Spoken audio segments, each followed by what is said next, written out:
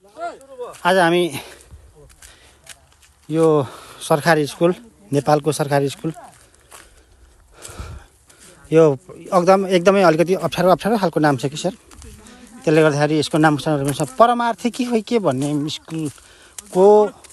8 क्लाससम्म पढाउने टिचर है 8 क्लाससम्म पढाउने टिचर हुनुहुन्छ उहाँसँग हामी इन्टरभ्यु लिन जाँदैछौँ सर नमस्ते नमस्ते सर नमस्ते सर अनि कुन स्कुलमा तपाईँ कुन मिडियाबाट त्यसै इन्टरभ्यु लिने मिडिया होला केही होला ल मिडिया त अब मिडियाको कुरा छोड्नु न तपाईँ कुन स्कुलमा पढाउनुहुन्छ अहिले कुन स्कुलमा पढाउनुहुन्छ तपाईँ भन्नु त मुनलाइट यस्ता आउँछन् जो आउँदै इन्टरभ्यु लिन त आफ्नो योग्यता अनुसार दिनु पर्छ म बोर्डिङ पनि पढाएँ मुनलाइट बोर्डिङ स्कुल 2 क्लाससम्म थियो पढाएँ मैले इङ्ग्लिस मिडियमसम्म 2 क्लाससम्म पढाउनु भयो पछि आएर तपाईँ कुनमा जानुभयो म फेरि सरकारी स्कुलमा एउटा कोटा खाली थियो र सामुदायिक कुन स्कुल कुरा गर्नु कुन स्कुलमा परमार्थिक निम्न माध्यमिक स्कुल अराखाँची छत्रदेवबाट अराखाँची ओके हजुर तपाईँ कुन विषयमा चाहिँ अध्ययन गराउनुहुन्थ्यो त्यहाँ मैले अब विज्ञान र गणित पढाएँ मैले विज्ञानमा पनि सर इङ्ग्लिसहरू अलिकति केही मात्रामा चाहिँ होइन 50%मा चाहिँ नेपाली मिडियममा त्यति गाह्रो भएन ओके साइन्सको स्पेलिङ भन्नु त तपाईँ इन्टरभ्यू लिन आउनु आएको कि मेरो तपाईँले लोकसेवाबाट आउनु आएको साइन्सको त आइहाल्छ तपाईँले जे सोच्नुहुन्छ त्यही नै हो तपाईँ साइन्सको स्पेलिङ मात्रै मलाई भनेर सुनाइदिनुहोस् हो र हो अब सर हो साइन्सको स्पेलिङ जानेको भए त प्रश्न नसोध्नु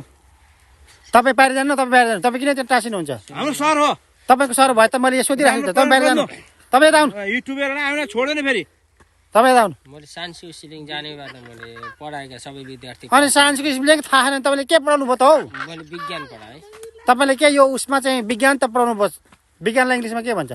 हामीले 8 क्लाससम्म पढाउनु अलिकति इङ्ग्लिस त थाहा हुनु पर्यो नि त नेपाली मिडियम ओके त छोडिदिनुहोस् ल पढाइयो पृथ्वीदेखि चन्द्रमाको दूरी भन्नुहोस् हाम्रो सरलाई के गर्नु खोजेको हो पृथ्वी चन्द्रमाको दूरी त हेर्नुहोस् अमेरिका तलबाट युट्युबर भाइ यो युरोप आए जस्तो मुख समारेर बोल भाइ तपाईँ जानु हाम्रो सरलाई मुख तपाईँ उता जानु है यो त भएन मिडिया बोलिरहेछ पृथ्वीदेखि चन्द्रमाको दूरी कति भन्नुभयो जे जान्ने थियो त्यही सेयर गर्यो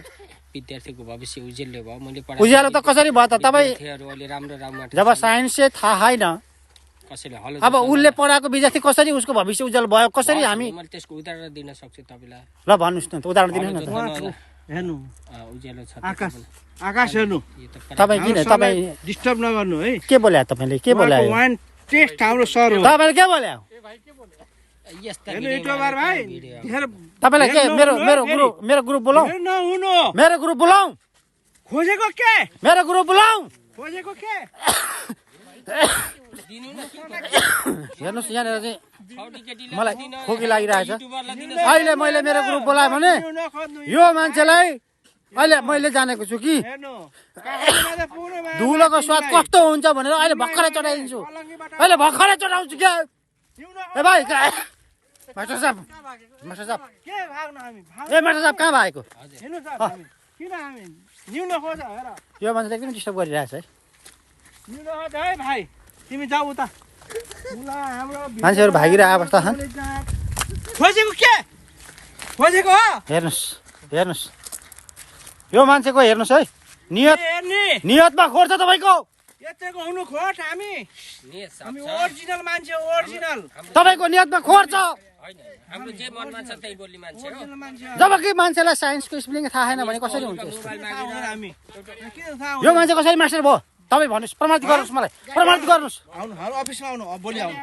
आउनु भाइ